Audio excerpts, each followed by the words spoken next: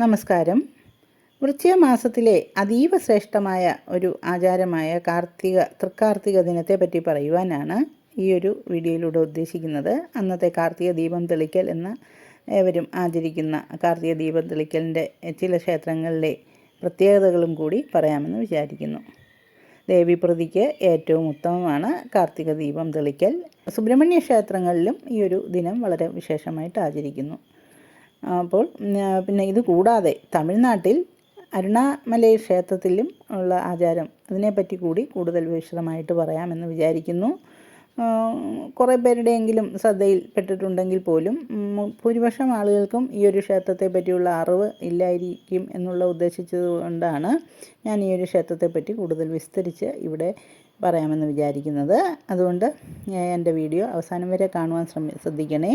കൂടാതെ വീഡിയോ ഇഷ്ടപ്പെടുന്നവർ ലൈക്ക് ചെയ്യുകയും സബ്സ്ക്രൈബ് ചെയ്തിട്ടില്ലാത്തവർ സബ്സ്ക്രൈബ് ചെയ്യുകയും ചെയ്യണേ. പ്രധാനമായിട്ടും നിങ്ങൾ അറിയേണ്ടത് ഈ കാർത്തിക വിളക്കുമായിട്ട് ബന്ധപ്പെട്ട് ജ്യോതിഷശാസ്ത്രം നൽകുന്ന പ്രധാന സൂചനകളെ പറ്റി അറിയണം. ഏവർക്കും ഇതെങ്ങനെയാണ് പ്രയോജനപ്പെടുന്നത് എന്ന് മനസ്സിലാക്കണമല്ലോ. ചന്ദ്രനുമായിട്ട് ബന്ധപ്പെട്ടാണ് ഇത് പറയേണ്ടത്. സ്ഥിരരാശികളിൽ ദോഷാധിക്യമുള്ള രാശിയാണ് ഭൂമികാരകനായ കുജൻ്റെ ക്ഷേത്രമായ വൃശ്ചികം രാശി. വൃശ്ചികം രാശിയുടെ ഭാഗ്യാധിപനാകുന്ന, അതായത് വൃശ്ചികം രാശിക്ക് 9ാം ഭാവമാണല്ലോ ഭാഗ്യം കൊണ്ട് തരേണ്ടത്. അതുകൊണ്ട് തന്നെ ഈ വൃശ്ചികം രാശിയുടെ ഭാഗ്യാധിപനാകുന്ന ചന്ദ്രൻ വൃശ്ചികം രാശിയിലെത്തുമ്പോൾ നീചാവസ്ഥയിലെത്തുന്നു.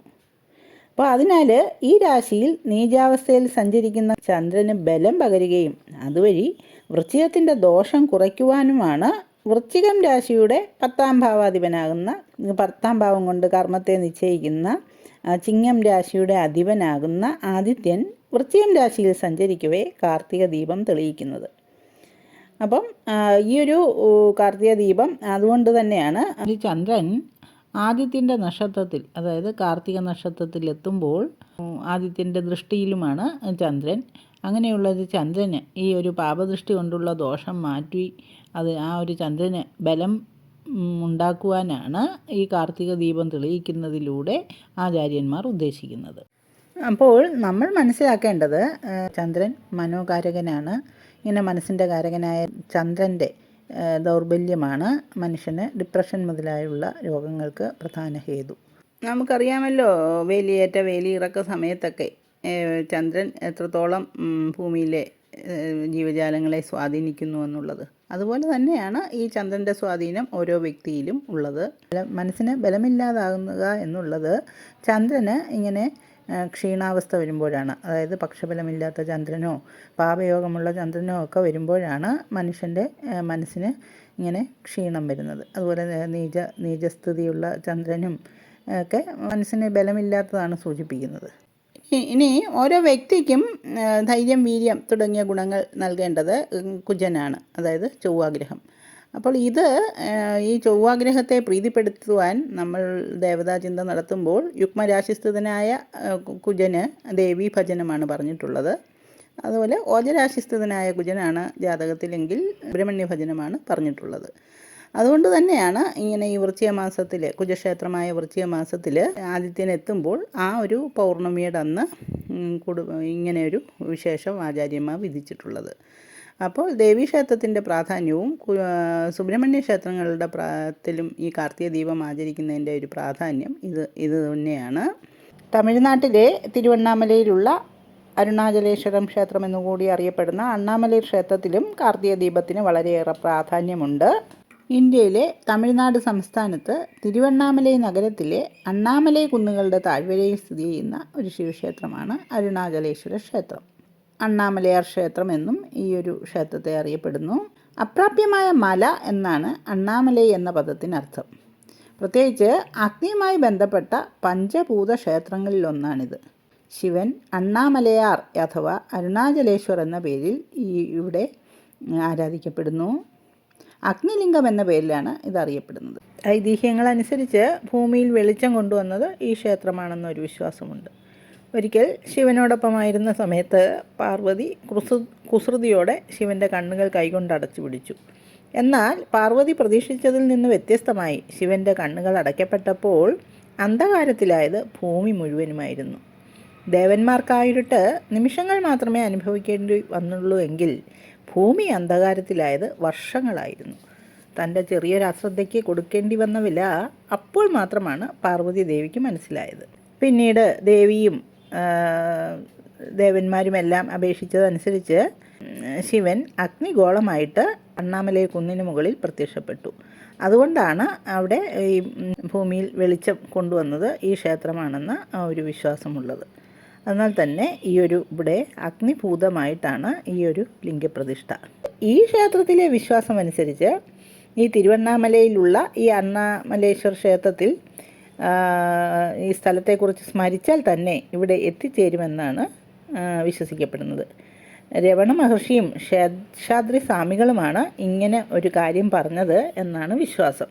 ഒരിക്കൽ 20-ാം നൂറ്റാണ്ടിൻ്റെ തുടക്കത്തിൽ ഈ ഒരു ക്ഷേത്രത്തെക്കുറിച്ചും ഇതിൻ്റെ പ്രത്യേകതകളെക്കുറിച്ചുമൊക്കെ കേട്ടറിഞ്ഞ രമണ മഹർഷി ഇവിടെ എത്തുവാനിടയായി.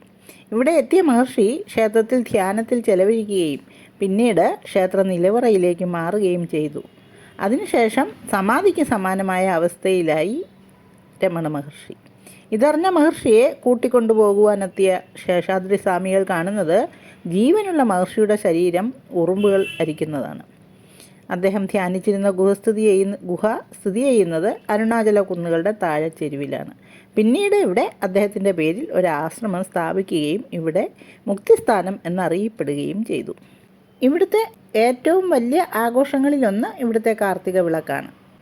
അതായത് വൃശ്ചിക മാസത്തിൽ, തമിഴ് കലണ്ടർ പ്രകാരം കാർത്തിക മാസത്തിൽ ഉള്ള ആ ഒരു വെളുത്തവാവിൻ്റെ അന്ന് ആണ് ഈ ഒരു പൂർണ്ണചന്ദ്ര ദിവസമാണ് ഈ കാർത്തിക വിളക്ക് ആചരിക്കുന്നത്.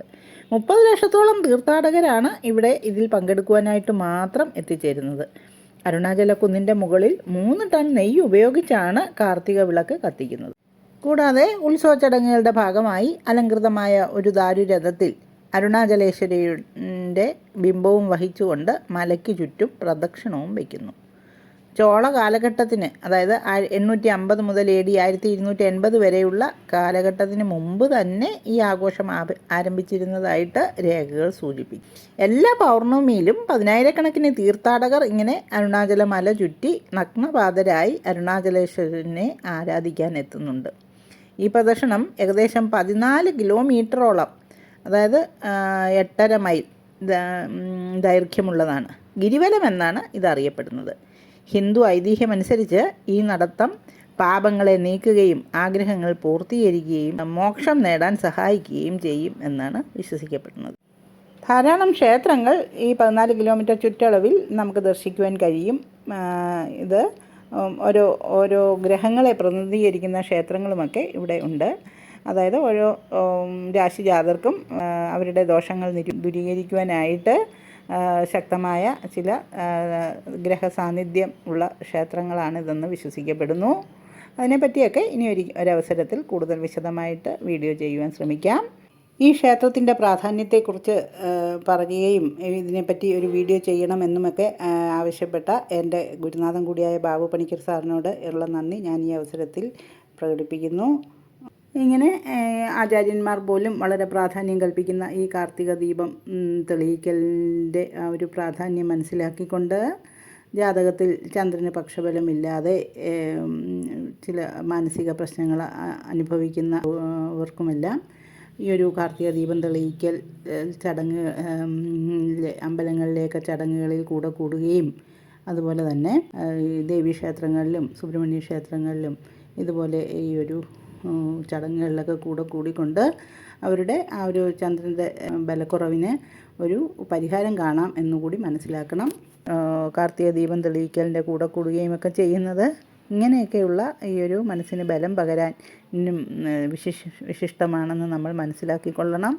കൂടാതെ അവനവൻ്റെ വീടുകളിലും നെയ്വിളക്ക് തെളിയിച്ചും അതുപോലെ തന്നെ മൺചിരാതുകളിൽ കൂടുതൽ ദീപങ്ങൾ തെളിച്ചുമൊക്കെ ദേവീ സാന്നിധ്യം ഉറപ്പാക്കുകയും ഭഗവത് സാന്നിധ്യം ഉറപ്പാക്കുകയും ഒക്കെ ചെയ്യുകയാണെങ്കിൽ അത് എന്തുകൊണ്ടും അവനവനും കുടുംബാംഗങ്ങൾക്കുമൊക്കെ ഐശ്വര്യപ്രദമായിരിക്കും എന്ന് മനസ്സിലാക്കുക.